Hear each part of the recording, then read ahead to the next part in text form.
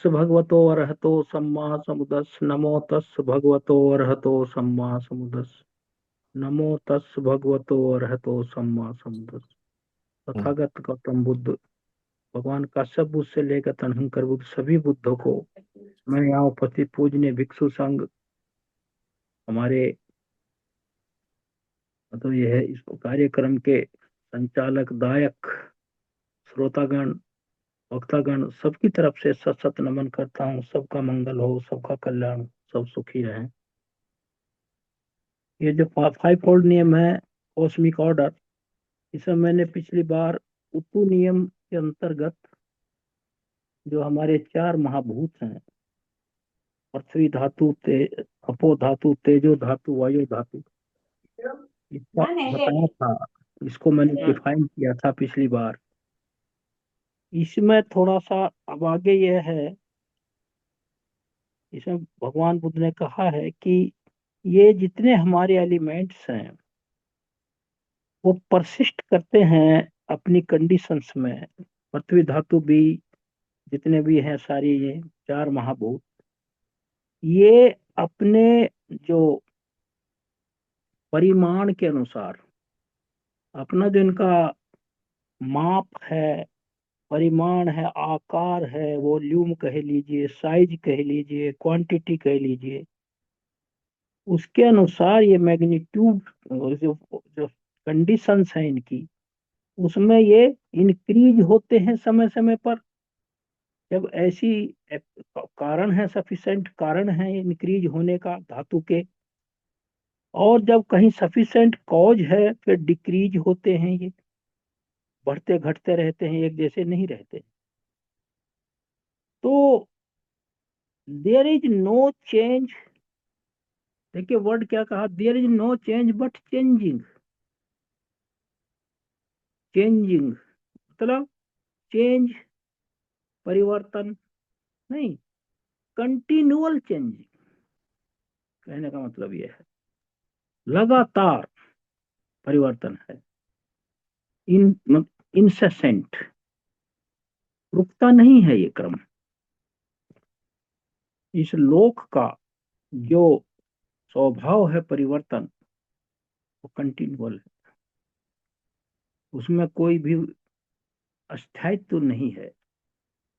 जैसे भगवान बुद्ध ने कहा, इस लोक में कुछ भी शाश्वत नहीं है, परमानेंस नहीं है, परमानेंट नहीं है। अगर कोई चीज शाश्वत है तो यही शाश्वत है कि कुछ भी शाश्वत नहीं है। तो चेंज होता रहता है। इसी तरह फिर जब वो सॉलिड है, सॉलिडिटी, तो जब वो उसका जो कोहेसिव फोर्स, जो उसको सॉलिड बनाए रखे हुए है, पिछले संडे को ये डिस्कस हुआ था कि हमारे जितने भी ये आकार हैं, या हम बिल्डिंग बनाते हैं, या नेचुरल अपने आप बने हैं वो, तो उनमें कोहेसिव फोर्स है, एक बॉन्डिंग है, एक दूसरे को इकट्ठा करने की,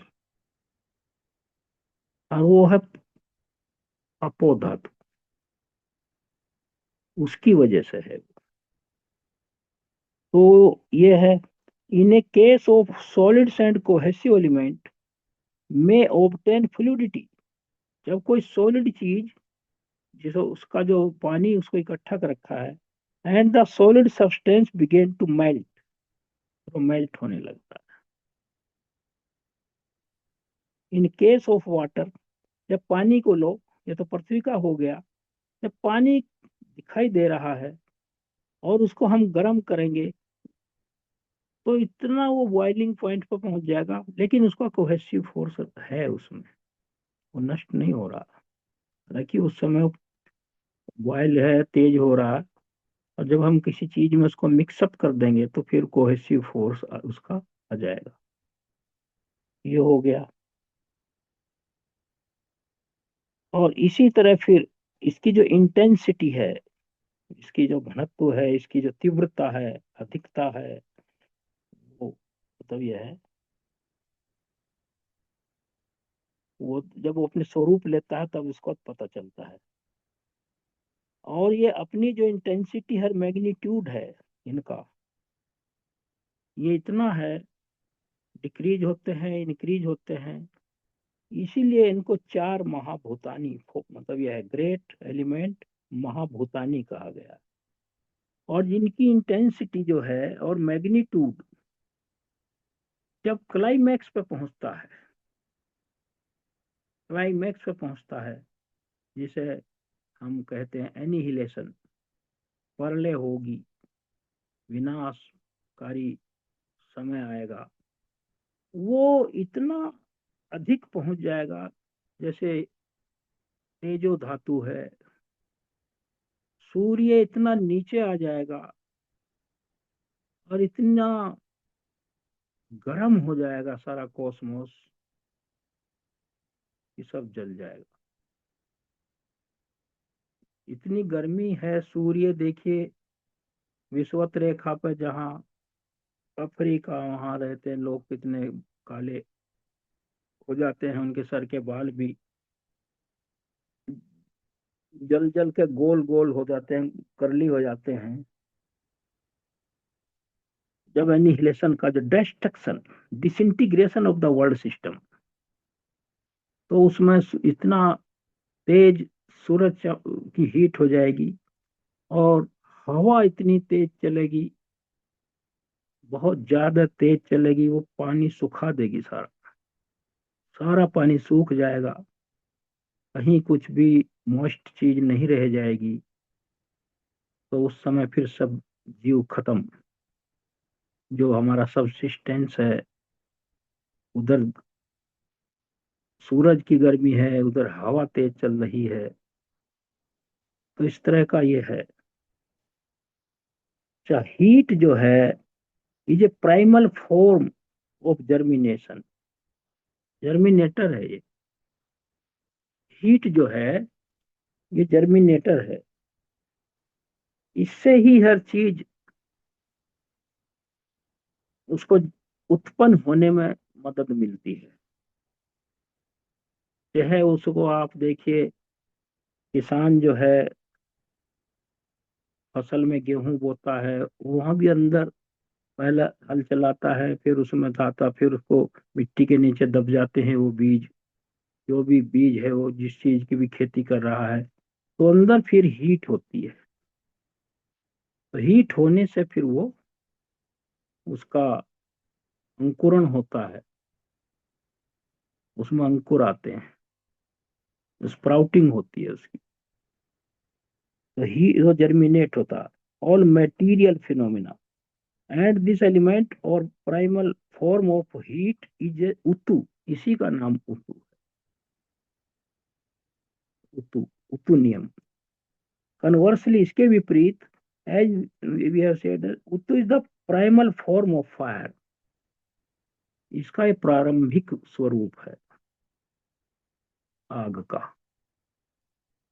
प्राइमल फॉर्म, प्रथम अवस्था। Now return to the caloric order. अब इसमें एक कैलोरिक ऑर्डर है उतु नियम में, कैलोरिक ऑर्डर। अब जानते हैं कैलोरी, जो एक कैलोरिक ऑर्डर है, ऊर्जा की माप की इकाई है कैलोरी, कितनी, इतना कैलोरी है इस भोजन में और इतनी इसमें है, आप सब जानते हैं। एक कार्बोहाइड्रेट है, जैसे इसमें कितनी कैलोरी है, इसमें ये है वो है, ये इसमें caloric order is the fixed process, ये फिक्स है सबका अपना, इसमें कितनी कैलोरी है, इसमें कितनी कैलोरी है, सेब में कितनी है, संतरे में कितनी है, आम में कितनी है। That determine the four fold succession of evolution, जो इसके जो उद्गम है या इसका उत्पत्ति का जो शुरुआत है, चार प्रकार से होती है वो, ये कैलोरी उसको इंश्योर करती है, क्योंकि एक ऊर्जा है ये। क्या करती है ये? Succession of evolution. इवोल्यूशन माने उत्पन्न होना। दूसरा, कंटिन्यूएंस, उसका जो जीवन है जितना, वो उसमें कंटिन्यू करता है। फिर तीसरा, डिजोल्यूशन, फिर वो भंग होता है, वो सदैव तो रहता नहीं है। उत्पाद स्थिति भंग, ऐसे इसका ये भी कहा गया है। उत्पाद स्थिति भंग, arising, staying and dissolving. And void of universe, void of universe, universe जो हमारा ब्रह्मांड है, उससे शून्य है वो। जैसे कहते हैं ना, he is void of self. तो हर चीज यहाँ void है, of self and related to self, any self. तो इसलिए शून्य है, void है, चेंजिंग है। It is the process that determines the ordered succession, ordered कर्मिक उसका सक्सेशन है, जो कर्मिक है, ऑर्डर्ड सक्सेशन, उसी स्वरूप में चलता है वो जिसके इतने स्टेप्स हैं। ऑर्डर्ड सक्सेशन का मतलब है ना इधर ना उधर, जो उसकी प्रोसेस है, जो प्रक्रिया वही रहती है, नेचर।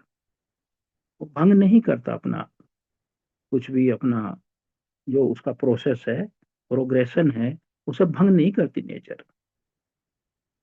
ऑर्डर्ड में रहता है सक्सेशन उसका। ऑफ द थ्री सीजन्स, जो हमारे तीन ऋतुएं हैं, सीजन्स हैं, ये सब ऑर्डर्ड है। देखिए, अपने आप इनका एंड होता है। अब देखिए, विंटर थी, अब धीरे धीरे ग्रेजुअली ये समापन हो रहा है। ये ऑर्डर्ड है। ऐसा नहीं है कि आज हमारी जो हमें जो टेम्परेचर था, दिन का टेम्परेचर 18 था, और सब सर्दी समाप्त हो रही है, और अगले दिन एकदम 40 पे पहुंच जाएगा, ऐसा नहीं है। या ये 40 पहले एकदम वो 8 या 9 पे पहुंच जाएगा, ऐसा भी नहीं है। ऑर्डर्ड है ये, कर्मिक है, नियमानुसार है ये, जो उत्तु नियम है। इसमें इतना डिसिप्लिन है कि इसे कोई भंग नहीं कर सकता। Succession of the three season, winter, summer and rains, it is again the same process that determines the specific season. ये अपने आप में ऐसा है, जो विशिष्ट, जो इसका सीजन है, स्पेसिफिक जो विशेष है, वो डिटरमिन करता है। किसका डिटरमिन करता है? उस सीजन के जितने भी हमारे वेजिटेशन है, हमारी वनस्पति विज्ञान है, जैसे पेड़ है, लताएं हैं, बेलें हैं, श्रब्स हैं, झाड़ियां हैं, ग्रासीज है, घास हैं, ब्रिंग फोर्थ, उस समय उगते हैं वो और जन्म लेते हैं। उनके बीज पड़े हैं, वो तो झड़ जाते हैं बीज उनके। जैसे किसान अपनी फसल को घर लाता, फिर भी कुछ उसके ग्रेन्स हैं, दाने रह जाते हैं वहां।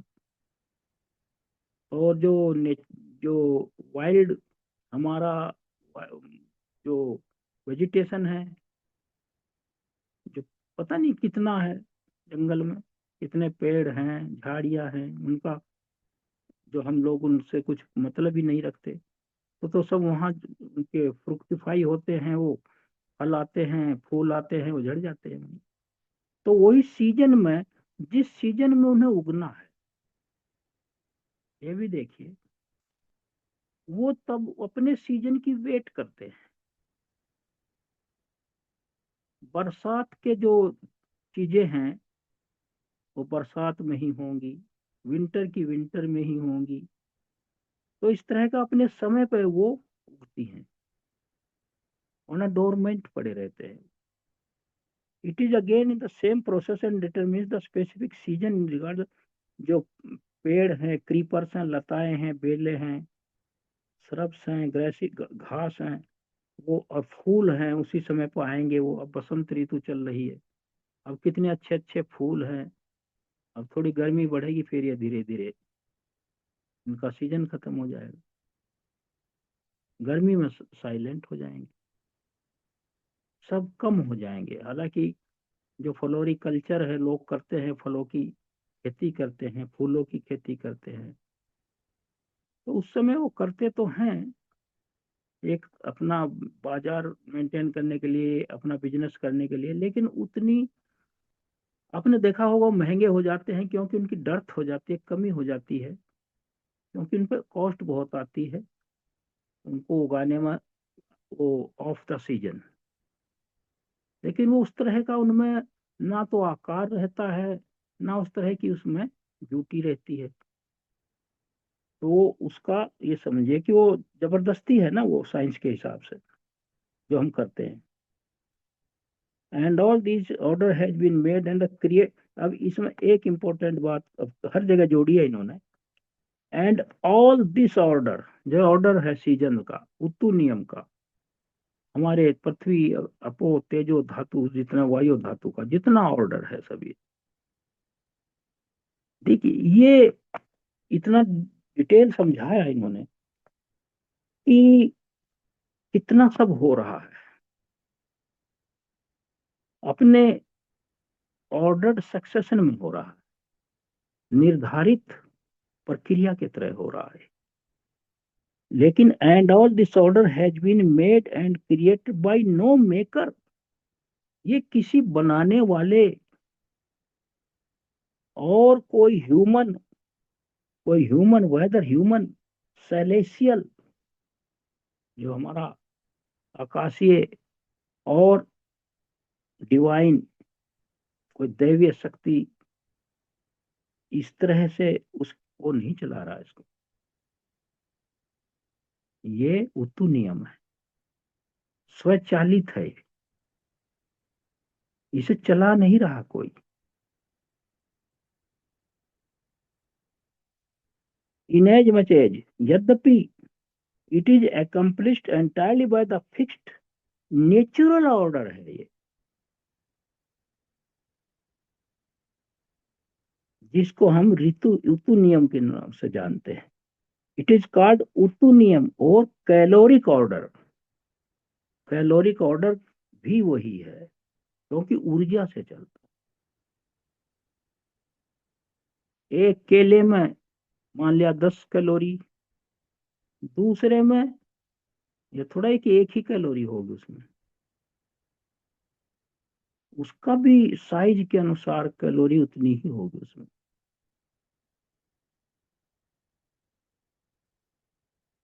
उसमें कोई डिफरेंशिएशन नहीं होगा।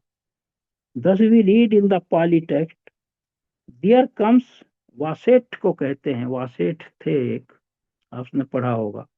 वासेट भगवान बुद्ध कह रहे हैं, ए टाइम व्हेन सूनर और लेटर, कभी न कभी, after the lapse of a long long period of world system, बहुत जो इसका जो जो कल्प है, बहुत अनंत काल के बाद, पासी जगह ये नष्ट हो जाएगा, जो मैं भी कहता प्रलय हो जाएगी। In the course of time वासेट, the radiance of those celestial beings, जो देवता हैं, उनकी जो आभा है वो भी नष्ट हो जाएगी। तो वो भी मतलब खत्म होंगे, आभा नष्ट हो जाएंगे देवताओं की, जो अपना सेल्फ रेडियंट होते हैं, चमकते हैं फिर गायब हो जाते हैं, एपरेशन होता है उनका, और उनके अंदर एक रेडियंस होता है, आभा होती है, वेनिश हो जाएगी। देयर सेल्फ रेडियंस, जो अपनी अपनी उनकी है, हैविंग दस वेनिस्ड, इस प्रकार वेनिश हो जाएगी। The moon, sun, planets and stars come into existence, फिर ये दोबारा एग्जिस्टेंस में आते हैं, रीजनरेशन होता है इनका, लोक का। Nights, days, months, half months and the year, its seasons appear etcetera, तब इसका वो बनता है। ये उतु नियम से जनरेट होती हैं इतनी चीजें। अब आप देखिए, हम लोग जिसे बहुत छोटी सी बात समझते हैं ऋतु, उसमें कितनी चीजें भगवान बुद्ध ने बताई। इतना ब्रह्मांड ही पूरा इससे गवर्न हो रहा। बनना, बिगड़ना, पैदा होना, जनरेशन, रीजनरेशन, डीजनरेशन, सब कुछ अपने आप हो रहा है। और ये जो हमारे चार महाभूत हैं, वो उसके मेन, मतलब यह है कार्डिनल फैक्टर है, जिसमें पृथ्वी धातु, अपो धातु, तेजो धातु और वायु धातु। हमारे शरीर को देखिए आप, इसमें पृथ्वी धातु है, अपो धातु है, फिर गर्मी है, फिर हवा भी। हमारी हर पार्ट में माइंड की ऑक्सीजन है, ब्लड की ऑक्सीजन है। सोचिए, बोन मैरो की ऑक्सीजन है।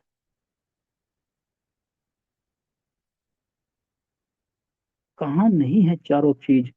किस तरह का ये है? ये तो है ही जो कुछ भी है। लेकिन बड़ी बात तो ये है कि भगवान बुद्ध की रिसर्च देखिए आप। ना लेबोरेटरी, ना कोई टीचर समझाने वाला, लेकिन सम्यक संबुद्ध है, knowing of, nowhere of all.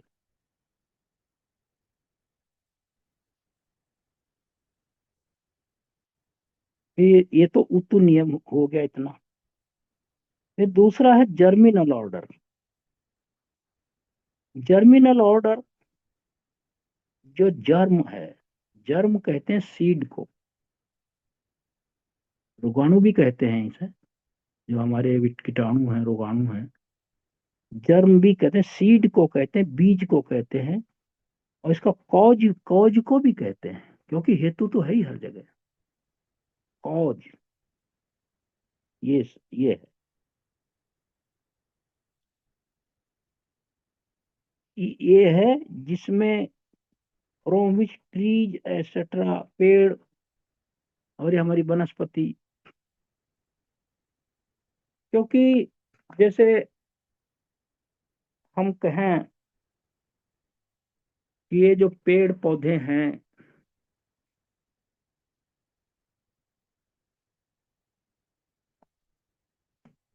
ये बीज नियम से चलते हैं।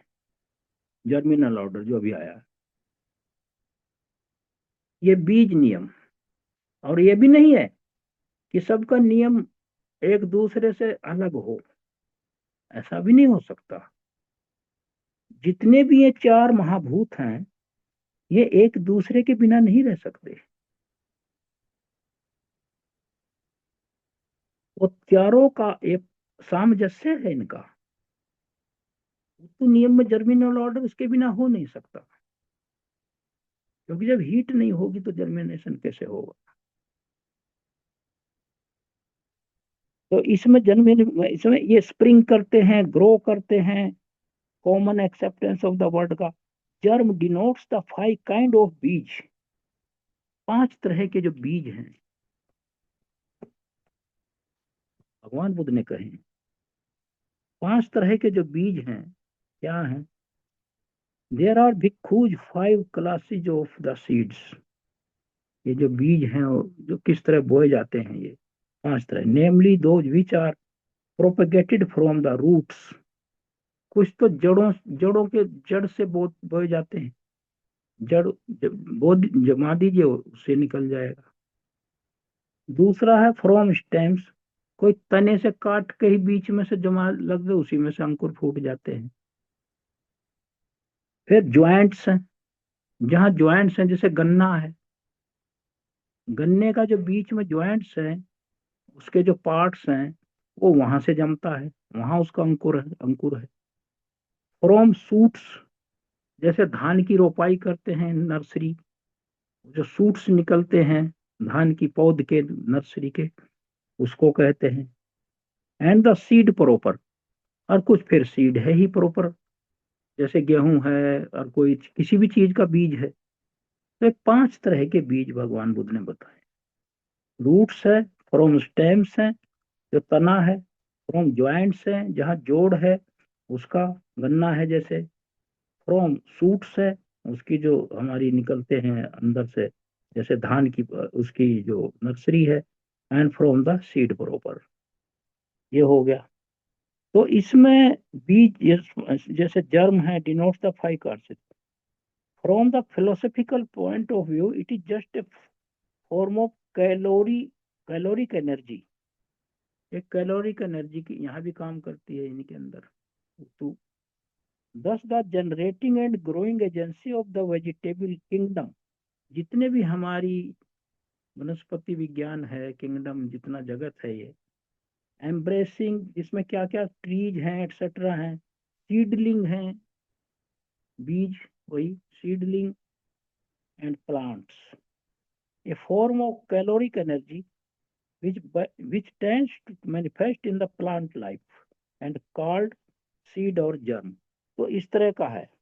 तो जर्मिनल ऑर्डर जो है हमारा, इसमें कोई चीज स्प्राउट होती है, सूट्स निकलते हैं, उसके अंकुर निकलते हैं, फिर ट्रंक हो जाते हैं, फिर ब्रांचेज होती हैं, फिर शाखाएं निकलती है, ट्रंक माने तना बनता है किसी पेड़ का। पहले तो देखिए हमने बीज बोया। जर्मिनल ऑर्डर क्या है? Signify the sprouts.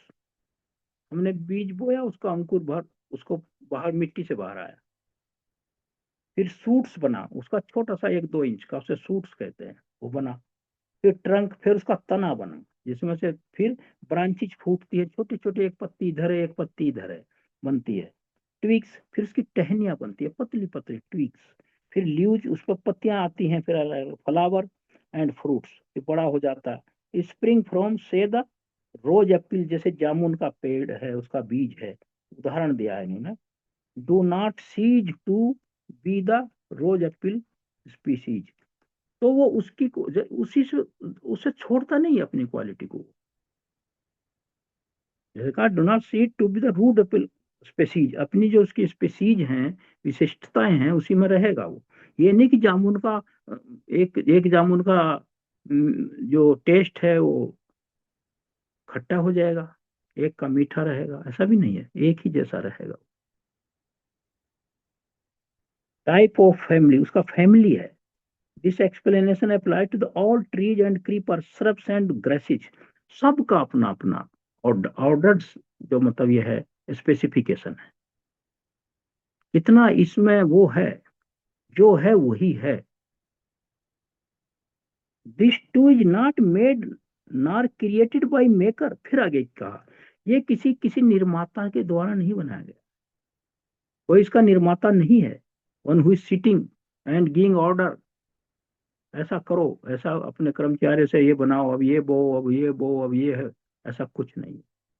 There is no maker, there is no law giver, कोई से चलाने वाला नहीं है। देयर को नो कोई जजमेंट देने गिवर गिवर नहीं है। इसने ऐसे कर्म किए हैं, इसको, हाँ, कर्म अपने आप में जज है। वनस्पति अपने आप में मेकर है, वो अपना ऑटोमेशन है उसका, वो किसी से गवर्न नहीं होती, उसकी सिचुएशंस हैं। उसे अगर जलवायु नहीं मिलेगा वो सूख जाएगा, उसके अनुसार अगर मॉइस्चर नहीं मिलेगा, धूप नहीं मिलेगा, पानी, वो सूख जाएगा। लेकिन अगर कोई मेकर होता तो सूखता क्यों है? तो वो उसको है ना, इसका मतलब ये है, जब पानी और खाना और जो डाइट है, कैलोरी है, उसके बिना मैं मर जाऊंगा, तो फिर जो मेकर है मेरा सो कॉल्ड, वो जिंदा क्यों नहीं रखता मुझे? तो आहार नियम तो सुप्रीम हुआ ना फिर, कैलोरी और कैलोरी का ऑर्डर। 10 दिन खाना नहीं मिलेगा ना, तो मुझे सो कॉल्ड परमानेंट जो है कि वो कोई जो है सोल है, वो नहीं बचा पाएगी। उसको तो छोड़िए, ऑक्सीजन ना मिले बस अगले सांस के लिए, अगले थ्रेश होल्ड पर मौत खड़ी है। एक सांस आ गया कैलोरिक ऑर्डर में, उतु नियम के अनुसार, तो मेरे चारों महाभूत जिंदा हैं। एक पफ जिसको कहते हैं ब्रीथ, ऑक्सीजन ना मिले तो कितना भी कोई शाश्वतवाद हो, बचा लेगा उसको। तो यही उतु नियम में समझाया भगवान। ये जो कॉम्बिनेशन है ना हम हमारा, जो नाम रूप है या पेड़ का है, वहां बीज नियम लागू है, हमारे यहाँ कम नियम लागू है। जो लिविंग बीइंग एनिमेट है, वहां कम्मा नियम है, कर्म नियम है। और जो हमारी वेजिटेशंस हैं, यहाँ ब्लड है, वहाँ सैप है, जूसीज हैं उसके अपने, सबके अपने, जो फ्लो करते हैं ब्रांचीज में, उसमें सब में जो टाइट देते हैं उनका जूस निकालते हैं, आप जानते ही। यहाँ ब्लड है, वहाँ जूस है, सैप, ऐसे पी सैप। और यहाँ कम नियम है, वहाँ बीज नियम है। और इसका कोई मेकर, कोई गाइड, बिल्डर कोई नहीं। ये सिस्टमेटिक चल रहा है, वर्ल्ड सिस्टम है ये। Maker what inasmuch as it is accomplished entirely by the fixed and natural order, it is accomplished, ये पूर्ण है, पूरा होता है कैसे, फिक्स्ड है, और नेचुरल ऑर्डर है, that we know as the germinal order, बीज नियम of germinal order. thus we read in the Pali text, so जो मैंने अभी बताया था, 5 तरह के सीड हैं, रूट्स हैं, स्टेम्स हैं, ज्वाइंट्स हैं, शूट्स हैं, एंड प्रॉपर सीड है। तो इसमें अब उतु नियम और बीज नियम, बीज नियम भी कवर हो गया। अब हमारा इसमें 3 बचे हैं, कर्म नियम, चित्त नियम, धम्म नियम। तो इस तरह आज ये 2 पूरे हो गए। तो इसको आप देखेंगे, जो मैंने नरेशन किया है, आप कहीं भी इवन एन आयोटा, लेस मात्र भी, कोई अणु मात्र भी, कोई एक्सटर्नल इंटरफेरेंस नहीं है इस ऑर्डर में। ये अपने आप में कॉम्पैक्ट है। अब ऋतुएं हैं, जैसे मैंने कहा था, अब गर्मी का ऑनसेट हो रहा, इसे रोक, इसे कोई रोक लो। किसी टेबल पे गेहूं का बीज, चने का बीज रख दो, और कोई प्रेयर करे ये जम जाए, क्या जम जाएगा वो? नहीं, उसकी कंडीशंस हैं, हर चीज कंडीशनिंग है और कंडीशनड है, और उसमें कंडीशनिंग फोर्स है। तीसरी चीज, जब वो पूरी हो जाएंगी तब ही होगा वो। इसे कोई दैवीय शक्ति, कोई ऐसी कुछ नहीं कर सकता। उसी गेहूं को आप मिट्टी में दबा दीजिए, समय आने पर अपने आप जम जाएगा। तो ये चीज है, वो उतु नियम है। वो अपने आप में, उसे इंटरफ्रेंस की जरूरत नहीं, उसकी कंडीशंस मिलने पर हो जाएगा। हर चीज का यही है। बच्चा माँ के यहाँ पैदा होता, अगर सारी चीज पेरेंट्स की सही है तो ही संतान होगी। कहीं भी डेफिशिएंसी होगी, मिसकैरेज हो जाएगा, बच्चा मतलब फ्रैक होगा, या बच्चा म्यूटिलेटेड हो जाएगा, या कुछ डिफॉर्म्ड हो जाएगा, मतलब यह है अंडरवेट होगा, अंडर साइज होगा, तो ये चीज जब वहां पूरी एकम्प्लिश होगा पूरी तरह से मैचिंग इन ऑर्डर्ड सक्सेशन, जैसे अभी भगवान बुद्ध का ये का वो उस तभी वो चलाएगा। तो इन्हीं शब्दों के साथ मैं आज की बात को यहीं विराम देता हूँ। अगली बार फिर हम कर्म नियम पर आएंगे जो बहुत इंपॉर्टेंट है, और आशा करता हूँ कि सब इसको आसानी से समझ गए होंगे। और इसके समझने से बहुत भ्रम दूर होता है। लोग कहते हैं उसकी इच्छा के बिना तो पत्ता भी नहीं हिलता।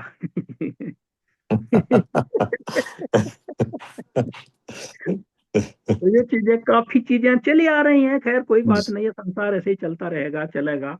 बुद्ध के समय भी ऐसा ही था, आगे भी ऐसा ही होगा। लेकिन हम ठीक है, हम भगवान बुद्ध की कृपा है, जितने हमारे महापात्रा जी हैं उनका तो बहुत बड़ा पुण्य है। उन्होंने एक धर्म, ये जो है ना धम्म, सब दानम धम्म दानव जिनाति, सभी दानों को धर्म का दान जीत लेता है, क्योंकि ये निर्वाण की तरफ ले जाता है, इसलिए ये सबसे महत्वपूर्ण कहा गया है। इट लीड्स टुवर्ड्स द, मतलब यह है तमम बोनम, निर्वाण की तरफ ले जाता है। तो मेरा सभी को नमो बुद्धाय, सभी सुखी रहें, सबका मंगल हो।